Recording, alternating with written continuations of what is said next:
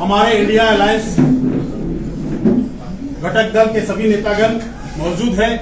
मैं सबका परिचय कराना चाहता हूं आप लोग से, और इलेक्ट्रॉनिक मीडिया और प्रेस मीडिया के सभी साथीगण को सबसे पहले हार्दिक जोहार, अभिनंदन।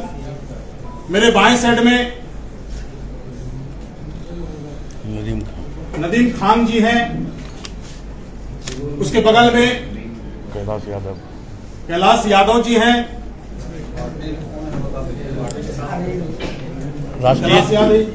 राष्ट्रीय जनता दल से हैं और वो माले से हैं। नदीम खान जी माले से हैं। और झारखंड प्रदेश कांग्रेस कमेटी के मीडिया प्रभारी राकेश सिन्हा जी हैं। उसके बगल में बड़े भाई सुप्रियो भट्टाचार्य जी जेएमएम से हैं। उसके बगल में जेएमएम से मनोज पांडे जी हैं, और मेरे दाहिनी ओर प्रदेश कांग्रेस के प्रवक्ता निरंजन पासवान जी हैं। अब मैं चाहूंगा कि राकेश सिन्हा जी आप लोग को संबोधित करेंगे। धन्यवाद साथियों, कम समय में आप लोगों ने जो आने का कष्ट किया उसके लिए दिल से आभार। साथियों, जैसा कि आप लोगों को पता है कि आगामी 21 अप्रैल को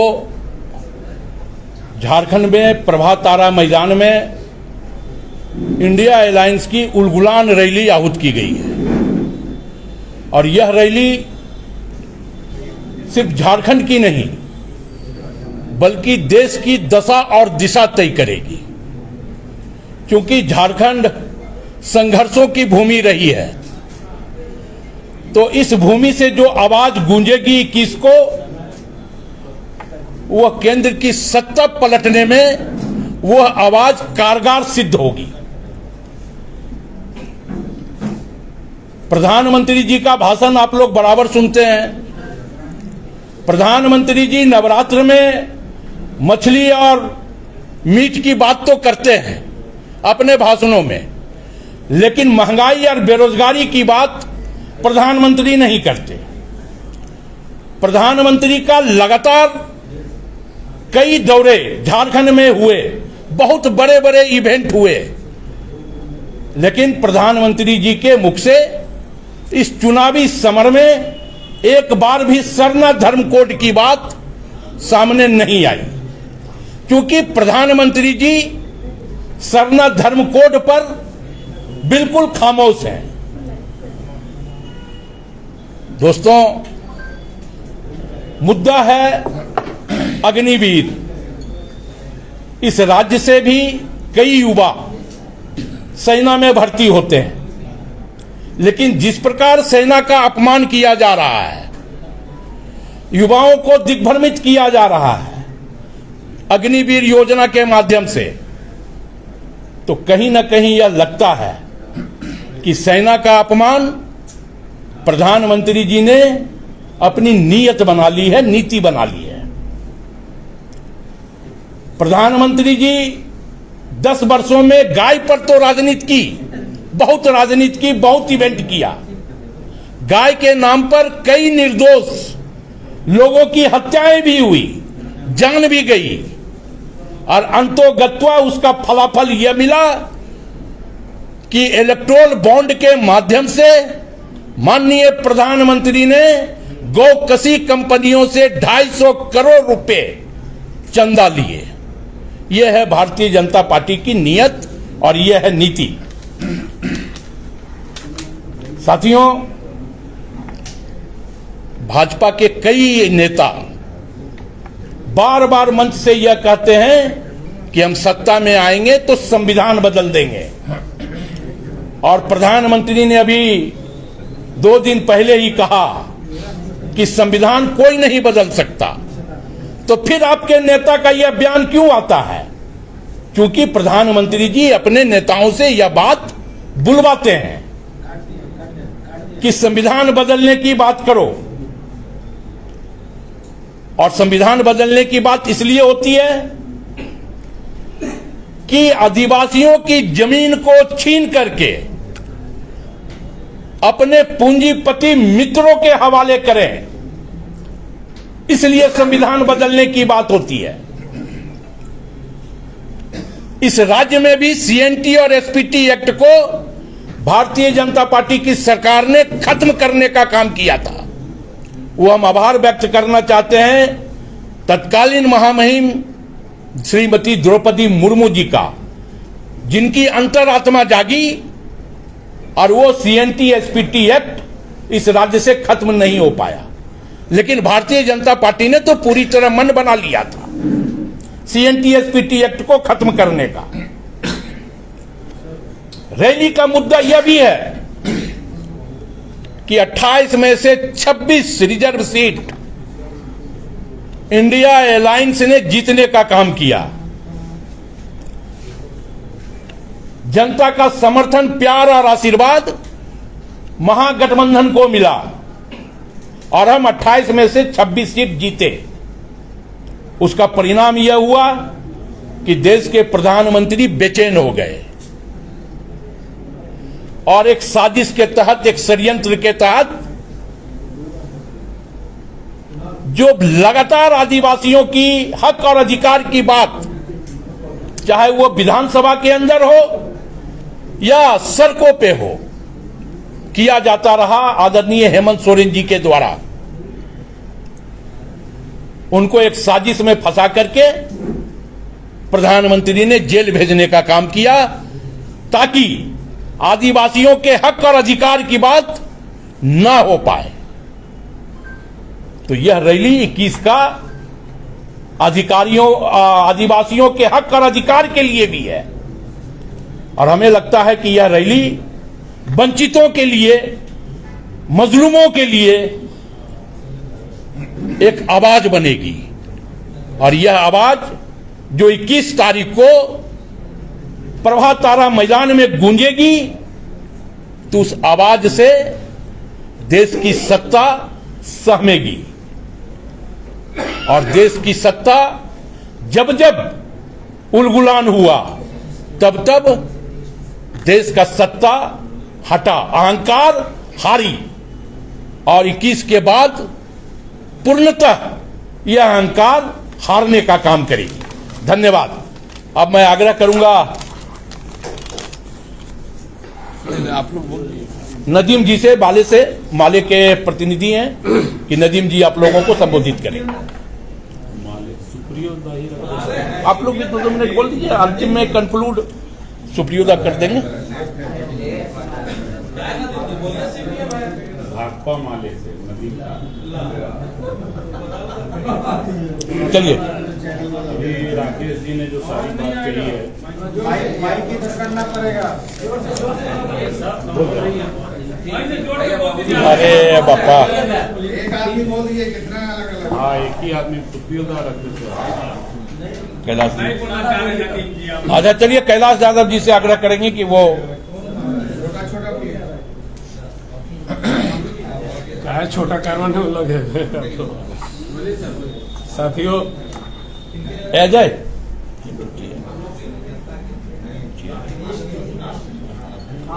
आज महागठबंधन के सभी सम्मानित साथीगण, जेएमएम कांग्रेस माले के सभी प्रतिनिधिगण यहाँ बैठे हुए हैं। 21 तारीख को जो धुरवा प्रभात तारा मैदान में महारैली होना है, ये उलगुनार रैली न्याय के लिए होना है। किस लिए न्याय के लिए हम लोग रैली कर रहे हैं?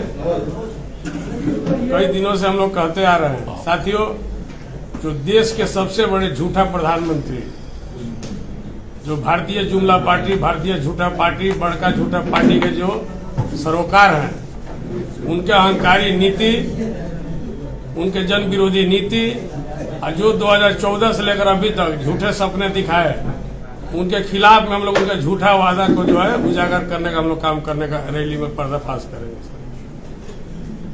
आज जिस जगह वो कार्यक्रम हो रहा है वो एचईसी एरिया आता है। एचईसी एरिया के 22 महीना से लोगों को तनख्वाह नहीं मिल रहा है और यहाँ 10 साल से बीजेपी के सांसद हैं। उनकी जवाबदेही तय होगी। स्थानीय मुद्दों पर भी बात रखी जाएगी, लेकिन हमारे राष्ट्रीय नेता आ रहे हैं तो भी बात रखेंगे। तो जो इनके 10 साल से जितने झूठे सपने दिखाए हैं उनके खिलाफ जो है कि हम लोग पर्दाफाश करेंगे। और जो हमारे लोकप्रिय मुख्यमंत्री थे हेमंत जी, जिनके खिलाफ में ईडी के द्वारा षड्यंत्र करके फंसाया गया, उनके न्याय के लिए हम लोग जनता को आवाज देने का काम करेंगे और बताने का काम करेंगे कि जो है कि देश के जितने भी लोकप्रिय मुख्यमंत्री और नेता हैं प्रादेशिक स्तर पर, सबको कैसे जो है कि एक साजिश की तरह जो अंदर करवाया जा रहा है। लेकिन ये सब चकनाचूर हो जाएगा। इंडिया गठबंधन काफी मजबूत है, एकता बल जो है कि एक महासंगम की तरह जो है कि हम लोग काम करें। निश्चित तौर पर 2024 जो चुनाव है 14 लोकसभा सीट का, हम लोग इनको बेनकाब करेंगे और भारी मौके से जीतने का काम करेंगे। धन्यवाद। अब मैं जी अभी कंफर्मेशन हमारे चूंकि इस रैली का अगुआ जेएमएम के द्वारा हो रहा है, हम लोग सहयोगी हैं। कंफर्मेशन हमारे लालू जी का भी और तेजस्वी जी का भी आया हुआ।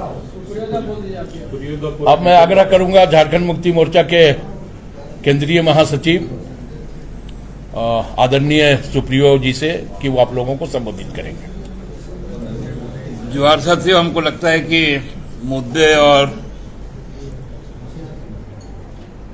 जो हमारे गठबंधन की बातें हैं उसको फिर से ना दोहराए। ये ऐतिहासिक क्षण होगा 21 तारीख का। आप लोगों को याद होगा कि झारखंड बनने के बाद 2000 में झारखंड का गठन हुआ और 2001 में मोरहाबादी के मैदान में झारखंड मुक्ति मोर्चा का विजय महारैली आयोजित हुआ था। वो रैली झारखंड का सबसे बड़ी रैली के रूप में दर्ज हुआ था। जब जून का ही महीना था, मोस्ट प्रोबेबली 7 जून था, जब सुबह से लोग आना शुरू हुए थे और रैली समाप्त होने के बाद अगले सुबह तक लोग आए थे। ये रैली भी उस ऐतिहासिक रैली को पार करेगा। जो सूचनाएं हम लोगों को अपने संगठन और जिलों से आ रही, हम बहुत आसानी से कह सकते हैं कि हम सहयोगी दल भी हमारे तैयारी कर रहे हैं अपने स्तर से। अकेला झारखंड मुक्ति मोर्चा का ही 3 लाख से ज्यादा कार्यकर्ता वहां पर जमा हो गए और जो बाकी सहयोगी दल है उनकी जो तैयारी की जानकारी हम लोगों को मिल रही है और इनके जो प्रदेश स्तरीय नेता लोग हैं उनसे बातचीत चल रही है कि लगभग 2 लाख उनका भी संख्या होगा। तो ये 5 लाख लोग प्रभात तारा मैदान में दिन के 12 बजे से ही आना शुरू कर देंगे। राष्ट्रीय नेताओं का भी आगमन होगा। हमने आपको पहले ही कहा है कि आदरणीय खड़गे जी और राहुल जी कांग्रेस की तरफ से आ रहे हैं। नेशनल कॉन्फ्रेंस से फारूक अब्दुल्ला जी आ रहे हैं। टीएमसी से ममता दी के प्रतिनिधि के तौर पर डेरेक ओब्रेन आ रहे हैं। उद्धव जी की ओर से उनकी प्रतिनिधि प्रियंका चोपड़ा आ रही हैं। सॉरी, माफ करेंगे, नाम वही ज्यादा याद है। प्रियंका चतुर्वेदी आ रही हैं।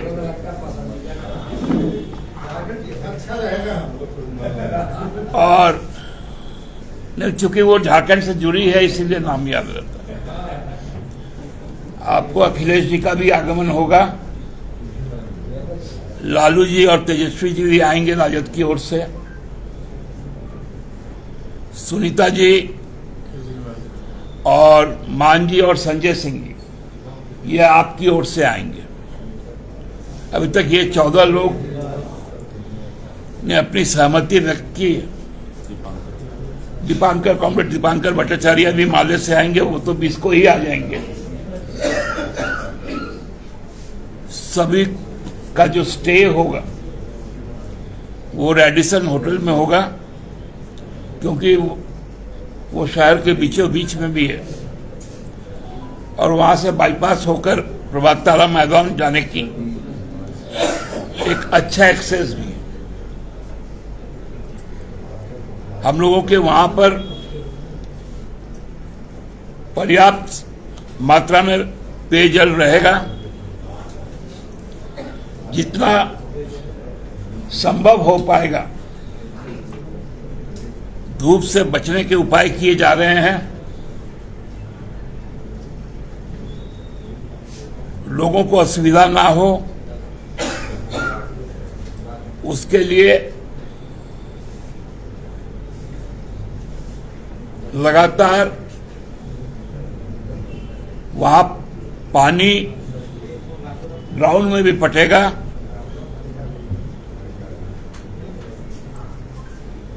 और मुख्य जो हमारा कार्यक्रम शुरू होगा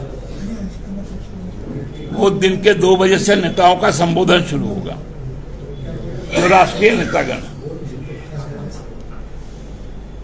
ये एक ऐतिहासिक क्षण होगा, आप भी उसमें शामिल रहेंगे और हमको लगता है पूरे झारखंड में जिस प्रकार से अन्याय और न्याय की लड़ाई है, भगवान बिरसा का ये धरती अपने उलगुलान से तय करेगा कि जीत न्याय की होगी, जीत झारखंडी अस्मिता की होगी, जीत लोकतंत्र की होगी, संविधान की होगी और तानाशाही इस देश से हमेशा हमेशा के लिए ध्वस्त किया जाएगा। धन्यवाद। कुछ विशेष जानकारी आप लोग को चाहिए तो दादा टीएमसी से आएंगे डेरेक ओब्रायन, उनके राज्यसभा के मेंबर। कितने दलों का समर्थन है सर?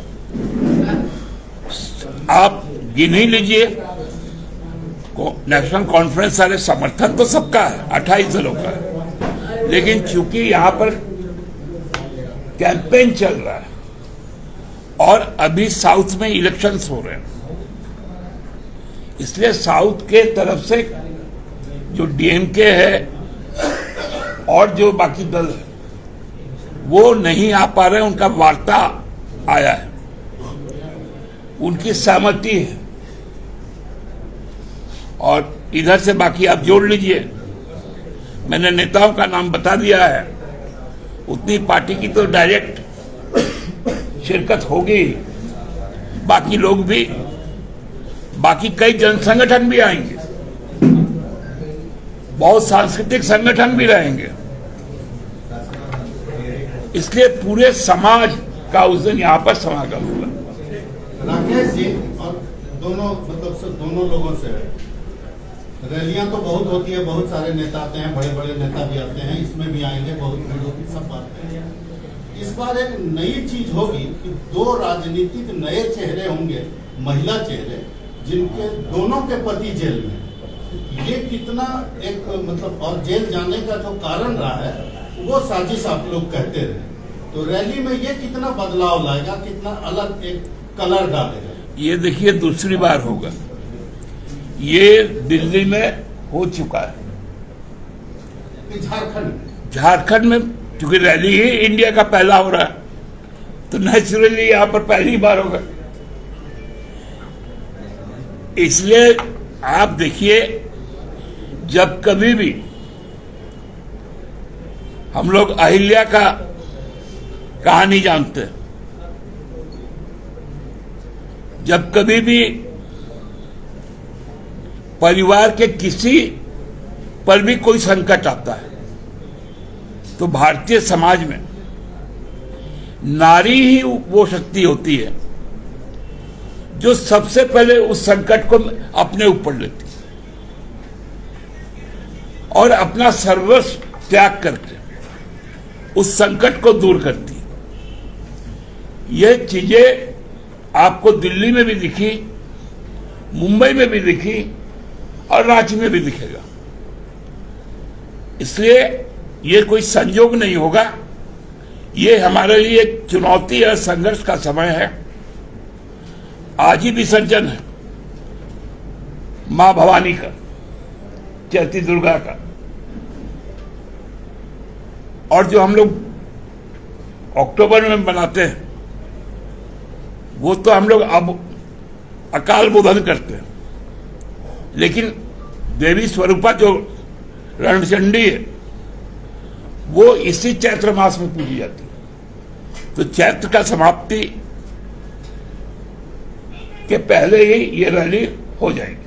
दादा, ये चुनाव से पहले हो रही है, देश में तो पहले चरण का चुनाव हो जाएगा 19 को, तो हम इस में भी देखें कि झारखंड से गठबंधन की तरफ से संघनाद भी है, क्योंकि सभी दल होंगे, हर जगह इसी तरह से हो रही है।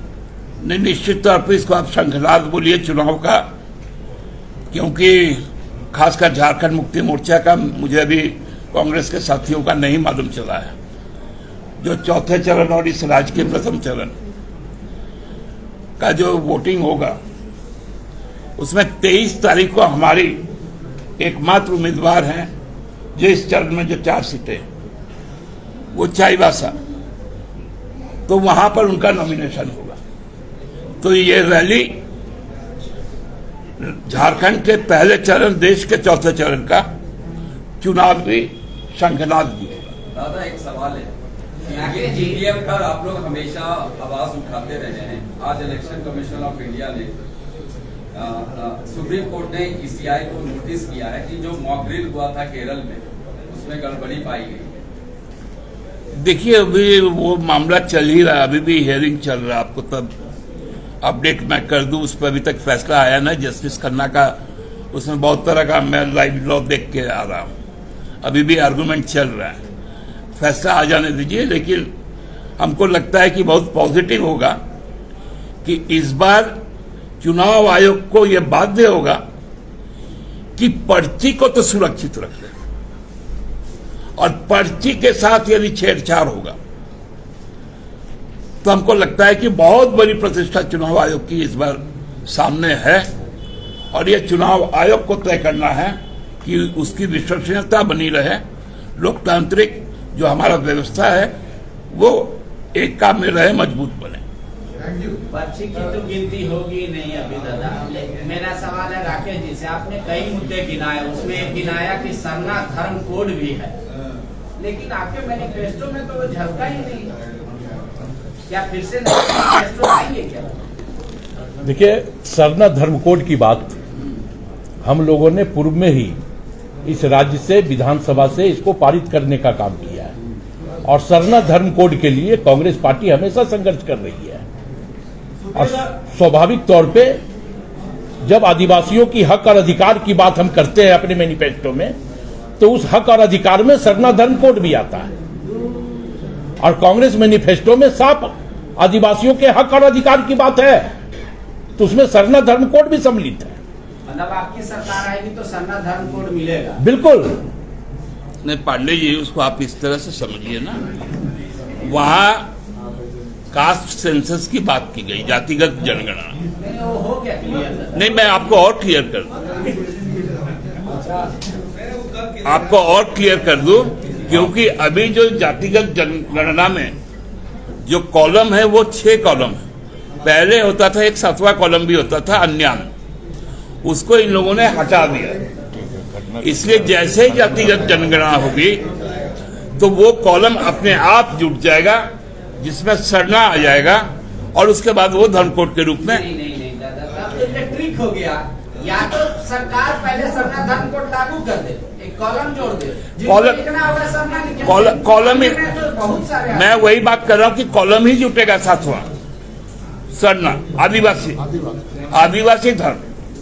आपका जो आप लोग जातिगत जनगणना इनके नेता भी विषयों की बात करते हैं, में जो आप लोगों ने जो पूरी तरह से आप लोगों ने बेवकूफ बनाया, स्वर्ण जाति की उतनी आबादी नहीं है, फिर भी आप लोगों ने पूरे स्वर्ण जाति ये ओबीसी राजनीति के साथ भाई है। देखिए, आप लोगों के जेहन में बहुत सारी बातें नहीं आती थी, क्योंकि आपको याद आजकल कब रहता है। 2000 तक जब इस राज्य का गठन हो रहा था तो तत्कालीन बिहार में 26% ओबीसी आरक्षण था, जिसमें 27%, जिसमें तत्कालीन जो दक्षिण बिहार था वो भी शामिल था। और 2001 में बाबूलाल जी की अध्यक्षता में कैबिनेट बैठती है, जिसमें सुदेश कुमार महतो जी उस कैबिनेट के हिस्सा होते हैं। वो 27% की जो स्लैब था उसको घटाकर 14% कर दिया गया। और उसके बाद विधानसभा से हम लोगों के विरोध के बावजूद, उस समय हम नेता प्रतिपक्ष के लोग थे, उस समय भाजपा सरकार ने यहाँ पर ओबीसी का आरक्षण कम किया और अब नाटक कर रहे हैं मगरमच्छ वाला, चाहे वो सुदेश महतो हो चाहे बाबूलाल जी, ये बदनीयत लोग हैं। इसलिए हम अभी भी आपको कह रहे हैं कि ओबीसी का आरक्षण झामुमो, कांग्रेस, राजद, आप, माले, हम सबका, इंडिया गठबंधन का मुख्य एजेंडा में शामिल है। प्रत्याशी तो आप लोगों ने दिया नहीं। कौन? प्रत्याशी तो आप लोगों ने नहीं दिया। आप लोगों ने फॉरवर्ड क्लास को आगे बढ़ाया, उसकी संख्या कम है। गिरिडीह सीट किसको गया? एक सीट हजारीबाग सीट किसको गया? तो आप आगे होनी चाहिए ना। आप फॉरवर्ड क्लास के लोगों को